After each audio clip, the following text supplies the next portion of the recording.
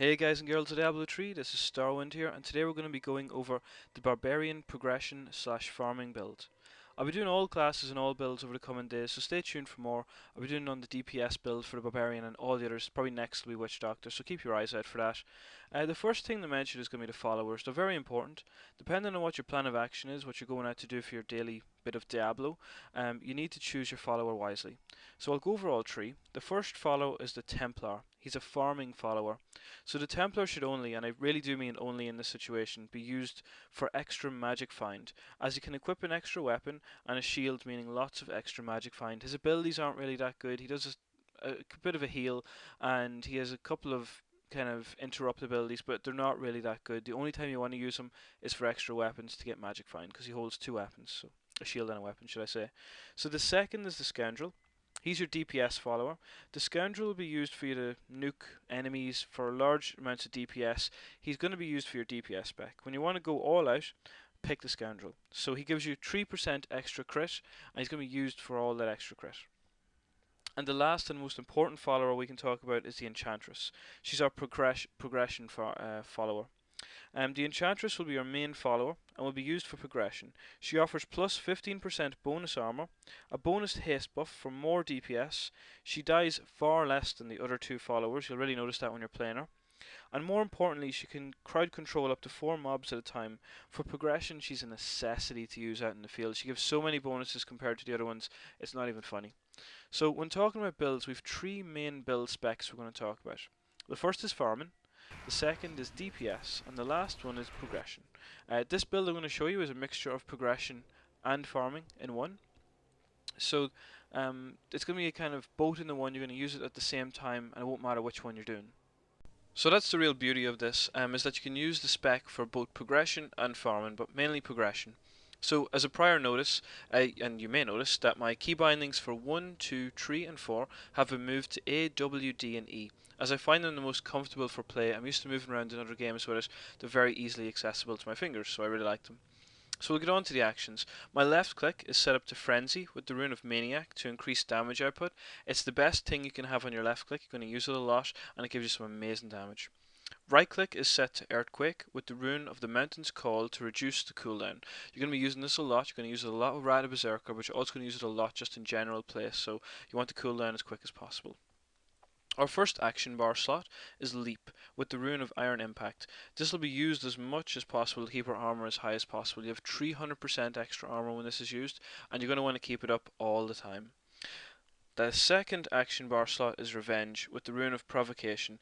This will activate it more and allow for more of your greatest DPS to be used, and also the greatest healing that you're going to get while playing as well, so you're going to use that a lot.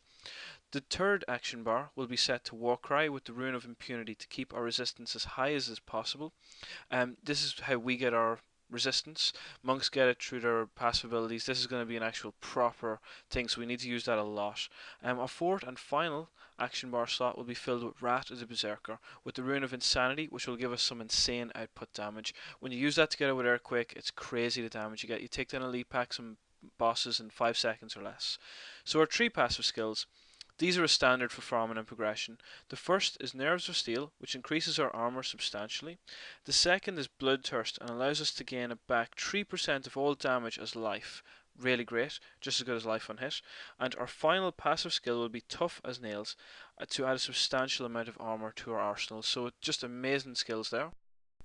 This build is perfect for both farming and progression. With the use of Leap as much as possible and keeping Warcry up all the time, you'll be very strong and formidable in battle. So you're going to be using Warcry will just be on. You're going to use Leap, Revenge and Frenzy. They're going to be your priority system. Leap, Revenge, Frenzy. So you'll use them as much as possible in that progression order. And what's going to happen is whenever you see an elite pack, whenever you see a gold or a boss, you're going to hit Earthquake immediately when you're on top of them, and then hit Rada Berserker and just nuke them down. It'll take you about 5 to 8 seconds to destroy any of them. So I'm going to give you a quick couple of videos here. The first one will be of the Warden, just so you can see I take him down. I think it's under 2 seconds, and then just how quickly I absolutely tear apart the Butcher. I'm not going to speed up the Warden, but I will speed up the Butcher just so you can see it. But here we go. Enjoy these. So be it.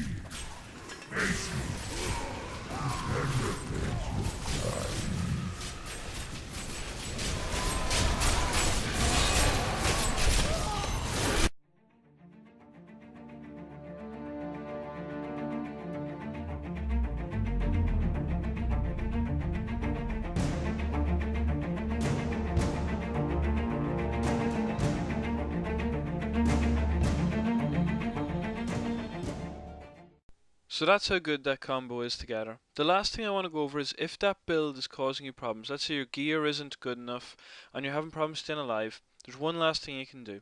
You're going to change Frenzy to have the Rune of Triumph, which gives you 8% of your health back over 3 seconds every time you kill an enemy.